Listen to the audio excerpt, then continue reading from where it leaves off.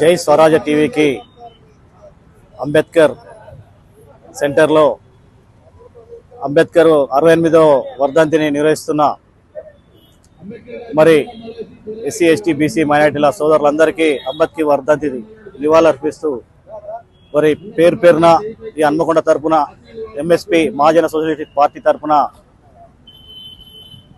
నివాళులర్పిస్తూ మరి అదేవిధంగా 68వ వర్ధంతిని దేశవ్యాప్తంగా డాక్టర్ బిఆర్ అంబేద్కర్ గారి వర్ధంతిని కొనియాడుతున్నారు. ఈ దేశంలో సోదరులు మాట్లాడినట్టు ఇద్దరు పేర్లు అన్నట్టు స్వతంత్రం సాధించిన మరి గాంధీ గారి పేర్లు మరియు ప్రపంచ దేశాలకు వినపడే విధంగా అంబేద్కర్ గారి పేరు వినబడుతుంది.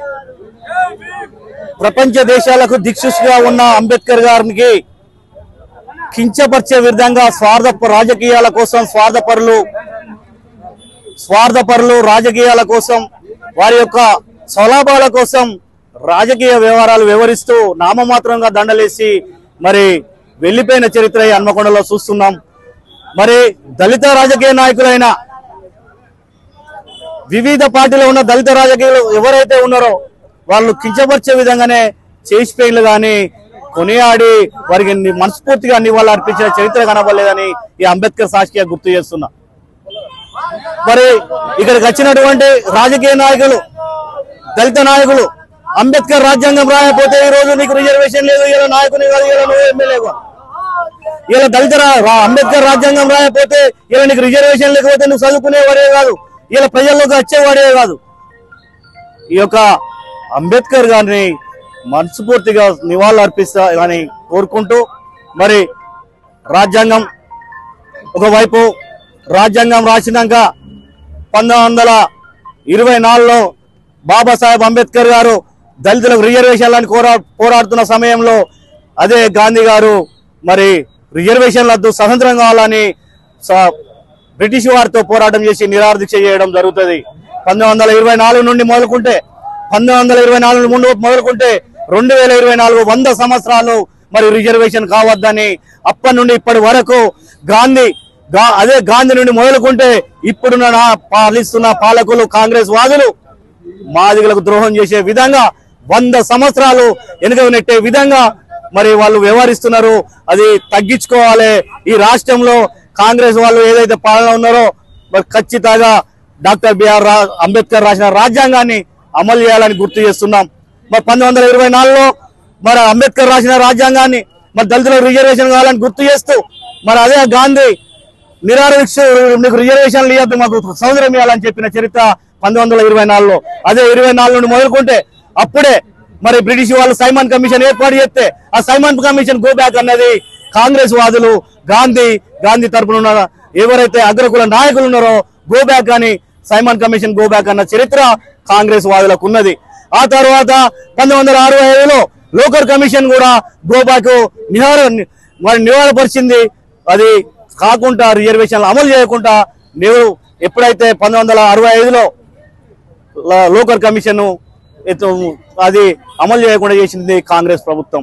అదే విధంగా మరి ఉషా మేర కమిషన్ వేసింది కూడా కాంగ్రెస్ ప్రభుత్వమే, శ్రీకృష్ణ కమిటీ వేసింది కూడా కాంగ్రెస్ ప్రభుత్వమే.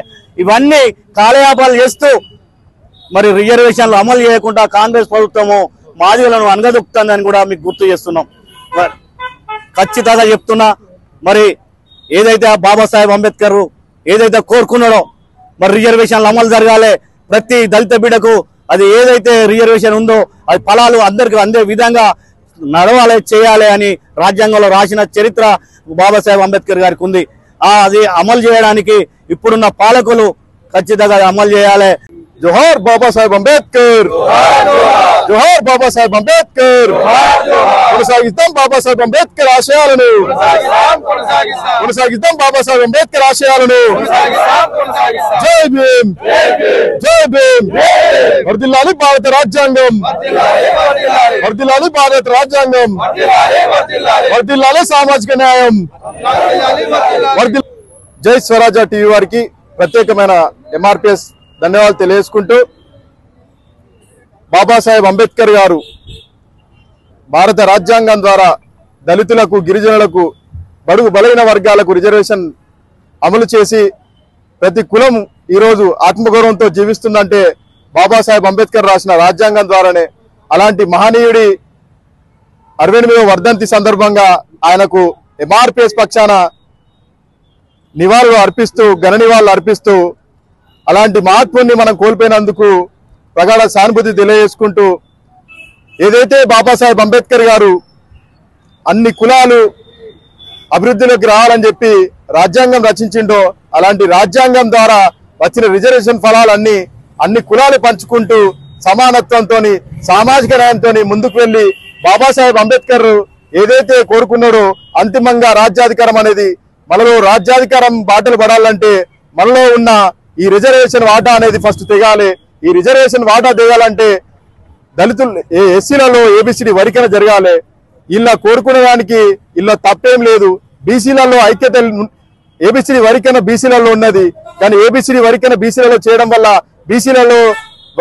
బీసీలలో ఏం పోరాటాలు జరగట్లేదు. అందరు సమానత్వంతో బీసీలలో ఏబిసిడి వరికన ద్వారా వాళ్ళు రిజర్వేషన్ ఫలాలు అనుభవిస్తూ ముందుకెళ్తున్నారు. అలాగే ఎస్సీలలో 59 కులాలు కూడా ఏబిసిడి వరికన సాధించుకొని అన్ని కులాలు సమానత్వంతో సామాజిక న్యాయంతో అభివృద్ధిలో ముందుకు జరగాలి.